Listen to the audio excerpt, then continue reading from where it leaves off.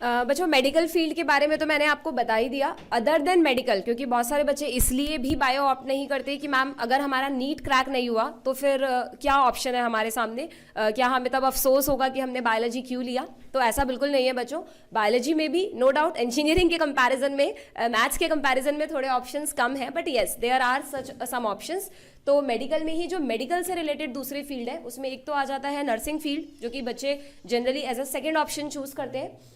Paramedical field के नाम से भी पैरामेडिकल कोर्सेज भी अगर आपने सुने हो तो जितने भी मेडिकल कॉलेजेस हैं आजकल बहुत मोस्ट ऑफ वो पैरामेडिकल कोर्सेज रन करते हैं, जिसमें लैब टेक्नीशियंस या operation theatre technicians, OT technicians और भी बहुत तरह के अलग अलग डिप्लोमा कोर्सेज होते हैं। ये सिंपली 2 ईयर कोर्सेज होते हैं, बट ये मैं सबसे लास्ट ऑप्शन पे आपको प्रेफर करवाऊंगी, ठीक है। एंड अगर हम थोड़ा सा रिसर्च साइड पर जाके बात करें कि बायोलॉजी में रिसर्च ऑप्शंस क्या क्या है, तो उसमें you can go in the biotechnology. इसमें बीएससी एमएससी होता है, ठीक है, जिसके थ्रू आगे पीएचडी करके इवन फॉरेन कंट्रीज में भी बच्चे जाते हैं। एग्रीकल्चर, ठीक है, एग्रीकल्चर का आप गूगल पे सर्च कर सकते हैं, ICAR दिल्ली, दिल्ली में इसका मेन इंस्टीट्यूट है, Indian council of agricultural research. वो अलग से एंट्रेंस एग्जाम कराता है और ये आपके लिए फूड इंडस्ट्रीज में या एग्रीकल्चर, तो आपको पता है हमारे इंडिया का मेन इकोनॉमी में इसका रोल है, तो किस तरह एग्रीकल्चर में मेथड्स को इम्प्रूव करते हैं ये भी आपको यहाँ पर मिलेगा, ठीक है। एंड येस फोरेंसिक्स, जो कि आप सीरियल्स वगैरह देखते हैं अलग अलग, तो उसमें आप आता ही है अलग अलग जो भी क्राइम इन्वेस्टिगेशंस है, उसमें जो भी फोरेंसिक डिपार्टमेंट है वहाँ पे ना सिर्फ बायोलॉजी बल्कि मैथमेटिक्स स्ट्रीम के स्टूडेंट्स भी वहाँ पर जाते हैं, ठीक है।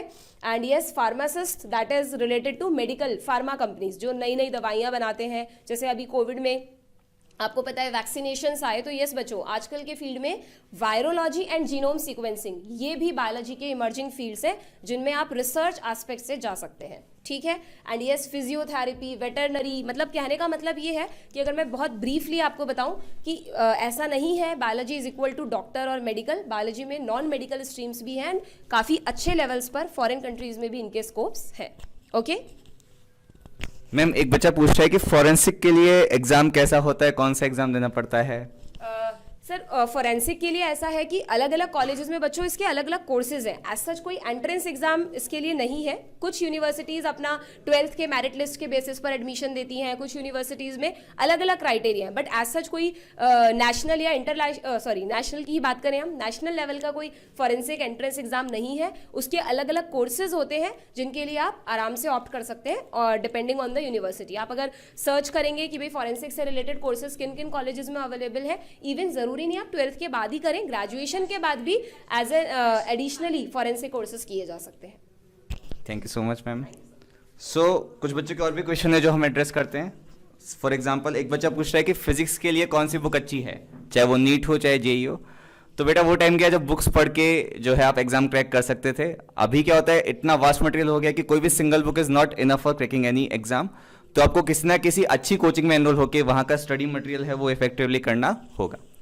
Now I would like to invite Kamesh sir कि वो कॉमर्स में क्या क्या करियर चॉइसेस है उन पर प्रकाश डालें। At the same time for example जैसे कि बायोटेक है, बहुत सारे इंजीनियरिंग कॉलेज में भी बायोटेक एज ए ब्रांच होती है। और फॉरेंसिक्स की बात करें तो कंप्यूटर साइंस के लोग हैं वो भी फॉरेंसिक या साइबर सिक्योरिटी या साइबर क्राइम जैसी चीज़ों पे, हैकिंग वगैरह पे उन पे काम करते हैं। इनफैक्ट कुछ कुछ IITs ने अपना मेडिकल डिपार्टमेंट भी खोला है। फॉर एग्जांपल IIT खड़गपुर में रिसेंटली मेडिकल शुरू हो गया है, IIT कानपुर में अपकमिंग सेशन से मेडिकल शुरू हो जाएगा, और BHU में तो पहले से उसका मेडिकल का खुद का था ही।